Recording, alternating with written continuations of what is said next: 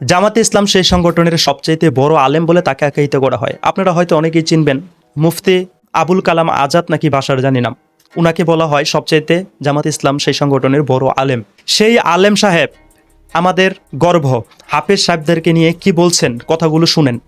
কোন জায়গার কথা কোন জায়গাতে নিয়ে লাগিয়ে দিচ্ছেন। উনার মতো এত বড় মাপের একজন আলেম যদি কোরআনের হাফেজদেরকে নিয়ে, আন্তর্জাতিক পুরস্কার পাওয়া হাফেজদেরকে নিয়ে এভাবে কথা বলে, সাধারণ মানুষগুলো কি কথা বলবে, কিভাবে কথা বলবে? আপনি আশ্চর্য হয়ে যাবেন এই মুফতি সাহেবের মুখ থেকে এই কথাগুলো শুনে।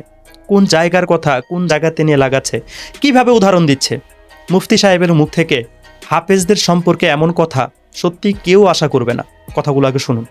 এই জাতির জন্য বড় দুর্ভাগ্য, এই 30 পারা কোরআন তারা না বুঝা প্রতি বছর একবার খতম দেয়। বুঝলো?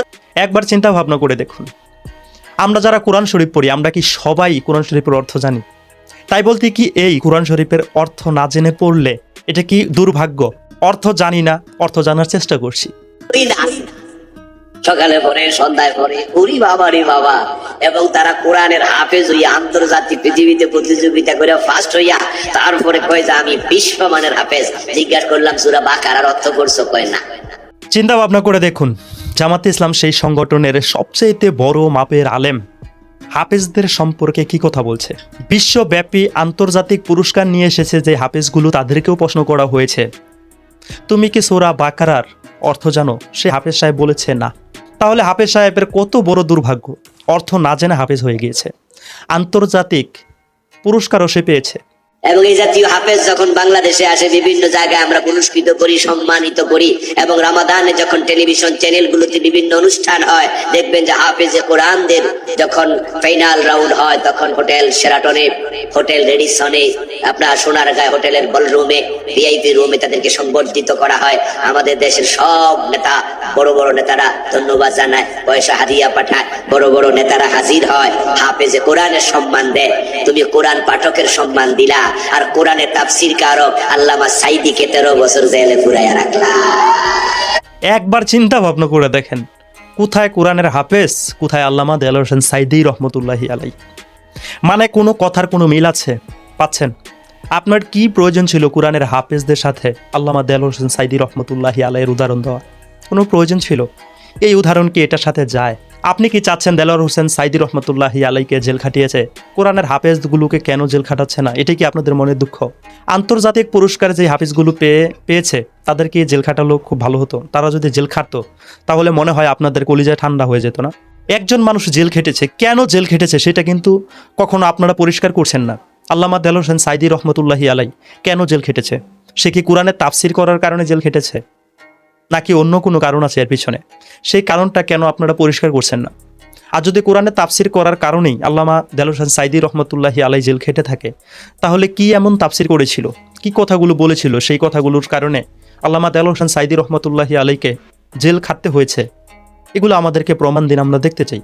আমরা তো বিশ্বাস করি আল্লামা দেলোয়ার হোসেন সাইদী আর যাই বলুন, আর অন্যান্য যেই ওলামায়ে কেরামদেরকে আপনারা বলছেন যে রশির সামনে দাঁড়িয়েও তারা নত স্বীকার করেনি, তারা ইসলামের জন্যই সে রশির সামনে দাঁড়িয়েছিল, জেল খেটেছিল, সেটার প্রমাণ দিন। এত বড় একজন বড় মাপের মুফতির মুখ থেকে, এত বড় একজন আলেমের মুখ থেকে এমন কথা আসলে কেউ কখনোই আশা করে না। হাফেজরা হচ্ছে ছোট মানুষ, বাচ্চা মানুষ, তারা হাফেজ হয়েছে। এখন হাফেজ হয়েছে, আন্তর্জাতিক পুরস্কার পেয়েছে, কয়েকদিন পরে তাফসীর করবে, কয়েকদিন পরে কারি হবে, কয়েকদিন পর মুফতি হবে, মুহাদ্দিস হবে, ব্যাখ্যা দিবে। সময় তো শেষ হয়ে যায়নি, কেবলমাত্র হাফেজ হয়েছে, তারপর ব্যাখ্যা করবে, তর্জমা করবে, মুফতি হবে, মুহাদ্দিস হবে, কারি হবে, মাওলানা হবে, নাকি আগেই মুফতি মুহাদ্দিস মাওলানা হতে হবে পরে হাফেজ হতে হবে? বিষয় ক্লিয়ার করার প্রয়োজন ছিল না? আগেই তাফসীর করা শিখতে হবে, পরে হাফেজ হতে হবে? বিষয়টা কি এমনই শোনাচ্ছে না?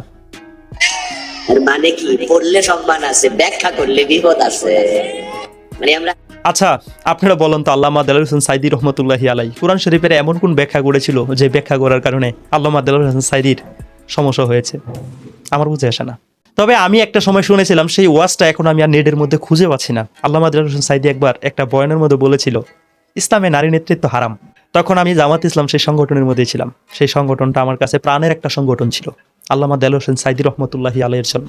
কিন্তু সেই দেলোয়ার হোসেন সাইদী রহমতুল্লাহি আলাইকে দেখছি একটা টক শোর মধ্যে বলেছে, ওনাকে প্রশ্ন করা হয়েছিল, আপনারা তো বলেছিলেন ইসলামের নারী নেতৃত্ব হারাম, তাহলে সেই নারীর সাথে কীভাবে ঐক্য করছেন? তখন কিন্তু আল্লামা দেলোয়ার হোসেন সাঈদী বলেছেন, না আমরা তো বলিনি ইসলামের নারী নেতৃত্ব হারাম, আমরা এইভাবে বলিনি। আপনারা যদি আল্লামা দেলোয়ার হোসেন সাঈদীর সেই টক শোটা দেখেন, আমি একটা স্ক্রিনশট দেখাচ্ছি, আপনারা চাইলে ইউটিউবে এটাকে সার্চ দিয়ে দেখে নিতে পারেন সেখানে কি কি কথা হয়েছিল। আজিব মানুষ আর কি, যে কোরআন 30 পারা মুখস্থ করছে হেরে খুব সালাম দেই, আর যে একটা সূরার ব্যাখ্যা করে হেরে দইরা জেলে দেয়। কি আর বলবো ভাইজানেরা, উনার ক্ষোভ হাফেজ সাহেবদেরকে নিয়ে, আন্তর্জাতিক পুরস্কার পাওয়া সে হাফেজদেরকে নিয়ে। তাদেরকে সে বড়ভাবে বড় চোখে দেখতে চাইছে না। আর বাবা সে এখন ছোট আছে, এখন সে হাফেজ হয়েছে, কয়দিন পরে সে মুফাসসির হবে, তাফসির করবে, কোরআনের ব্যাখ্যা জানবে। আর কোরআনের ব্যাখ্যা জানলেই যে সে জেলখানায় বন্দী হবে, এটা একজেহেলি কথা, এটাকে আমরা স্বীকার করি না। আপনি কি কোরআনের ব্যাখ্যা জানেন না? আপনি কি জেলখানায় গিয়েছেন? এমন অসংখ্য অগণিত কোরআন ব্যাখ্যাকারী আলেম আমাদের বাংলাদেশে নেই, তারা কি সবাই জেলখানায় গিয়েছে? যারা যারা জেল খেটেছে তাদের পিছনে অনেক বড় বড় কারণ আছে, সেই কারণগুলো কিন্তু স্পষ্ট হয়েছে। ইসলামের জন্যই কোরআনের ব্যাখ্যা জানার কারণেই জেল খেটেছে, এটা আপনি বলতে পারেন, এটা আপনার চিন্তা ভাবনা থেকে আপনি বলছেন, কিন্তু এটা আমরা বিশ্বাস করি না। আর হাফেজদেরকে আমরা সর্বদাই সম্মান করি। তারা হাফেজ হয়েছে, কয়দিন পরে মাওলানা মুফতি মুহাদ্দিস কোরআনের তাফসির করবে, হাদিসের ব্যাখ্যা করবে, তাদের সময় শেষ হয়ে যায়নি, এটা আমরা বিশ্বাস করি। যাই হোক, আমার কথাটা এখানেই রাখতে হচ্ছে।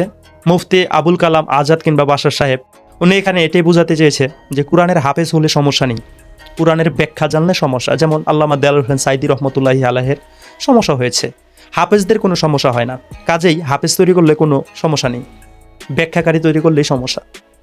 এটাই তিনি এখানে বোঝানোর চেষ্টা করেছে। সবাই ভালো থাকবেন, সুস্থ থাকবেন। আসসালামু আলাইকুম।